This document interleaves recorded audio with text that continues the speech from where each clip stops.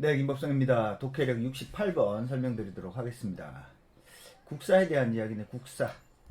국사는 민족 대단결 혹은 민족에 대한 무조건적 충성과 복종을 강요하기 위해 현실적인 적을 절대 악으로 초역사화한 뒤 민족 절멸의 공포를 조작하는 서사기법을 주로 활용하고 있다.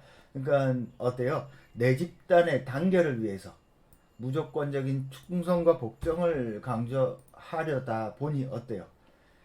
적들을 이렇게 초역사화해서 만든다는 거죠. 외집단에 대한 공포를 이렇게 좀 강력하게 이야기한다라는 뜻입니다. 이런 서사기법을 자주 활용한다. 요거는 모든 신화, 모든 어떤 역사에 이런 서술 기법이 안 들어가 있는 역사가 있나요? 위대한 우리 조상의 어떤 업적, 이게 역사잖아. 그러니까 국사는 기본적으로 신화적 속성을 띌 수밖에 없어요.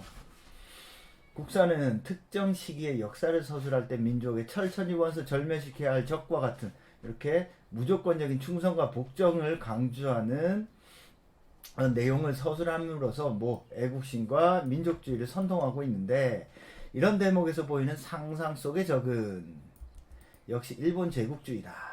결국 우리 국사에는 일본 제국주의를 뭐로 한다고? 상상 속의 적으로 삼는다고. 이 사람은 완전 보수, 이러한 논의는 보수 울파들이 가지고 있는 논리죠. 근데 일본이 이런 식으로 생각하는 거에 대해서는 지적을 하진 않아. 일제히 숭고한 투쟁을 통해서 민족사가 발전하고 대한민국이 수립되거나 일제 때문에 근대화가 중단되고 민족 분단이 야기되었다는 식의 서술은 조국과 민족의 대서사시를 완성하는 데 있어서 이런 서사기법이 얼마나 중요한 역할을 담당하고 있는가를 잘 보여준다. 예를 들면 우리 역사에서 근대화의 맹화라고 해서 조선 후기에 상업이 발달한 것을 근대화의 맹화, 즉 자생적 어떤 자본주의가 발달했다라고 이야기하나, 실제 어찌됐건 일본이 자신들의 이익을 위해서 우리나라를 이용한 것, 근대화시킨 건 어찌됐건 팩트는 팩트죠. 국사가 일본 제국주의를 어떻게 신화화했는지를 보여주는 사례는 일일이 열거하기도 어려울 정도다. 그래서 이런 무자비, 잔인, 약탈 이런 용어를 쓰면서 적을 만들고, 이 적을 어떻게 한다?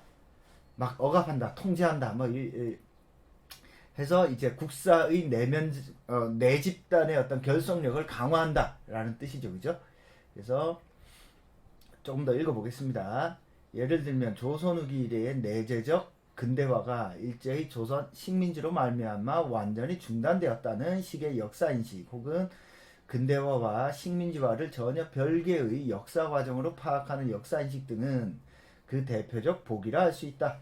국사가 식민지적 근대화나 근대 주체 혹은 친일 세력이나 민족 개량주의의 세력의 실체를 제대로 설명할 수 없었던 것도 이 같은 자가당착적인 역사 인식에서 비롯된 것.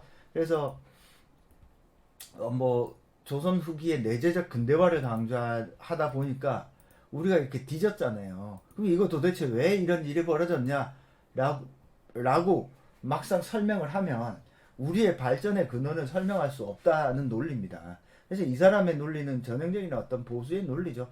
완전히 틀렸다라고 보기보다는 어떤 관점을 취하느냐에 따라 역사에 대한 서술은 달라질 수 있고, 그런 서술이 저는 틀렸다고 보지는 않습니다. 다만 우리의 어떤 국사 서술이 문제라면 일본의 역사 서술도 문제고 다 문제죠. 그러니까 이런 어떤 비판은 하나만한 비판이다, 제가 볼 때는. 여튼 저는 그렇게 생각합니다. 결국 국사가 식민지적 근대화나 근대 주체 혹은 친일 세력의 민족 개량주의 세력의 실체를 제대로 설명할 수 없었던 것, 이거 보고 뭐예요? 어찌됐건 이들로 인해서 우리는 근대화를 하게 된 거잖아, 그죠?